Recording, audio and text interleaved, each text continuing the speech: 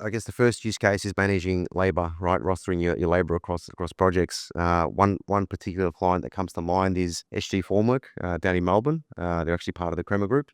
They were managing their workforce and their timesheets on an Excel spreadsheet, right? Which is how most subcontracting businesses operate. It's either Excel spreadsheet or a whiteboard, and in worst case scenarios, it's in their head or paper diary. So they were managing their workforce on an Excel spreadsheet, and then every week their supervisors on site had to update that master template with all the timesheets for the staff. And we're talking about 180 staff across, 6 or 7 projects. And then payroll would then take that information and do the union interpretation or award interpretation, right?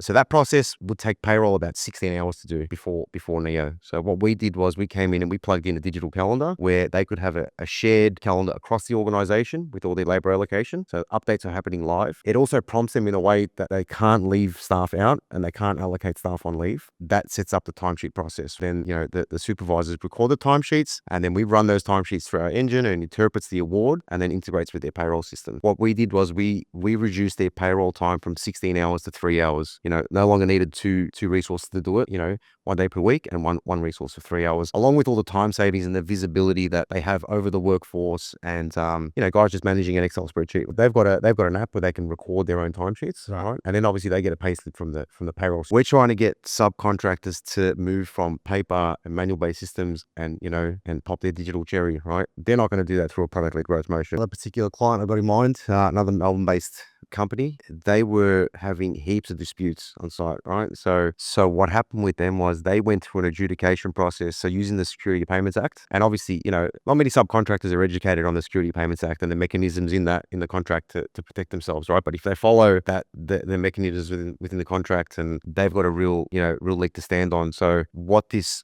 company did was they didn't get paid from a particular client, and I think the total payable amount was like 180K. But because they had all the data recorded in Neo, so it wasn't just the scheduling and the timesheet info, but all the site diary data, they were able to adjudicate, and they went to court and they got the adjudication ruled in their favor, and they were paid within 6 days. So just that, that's the record keeping process.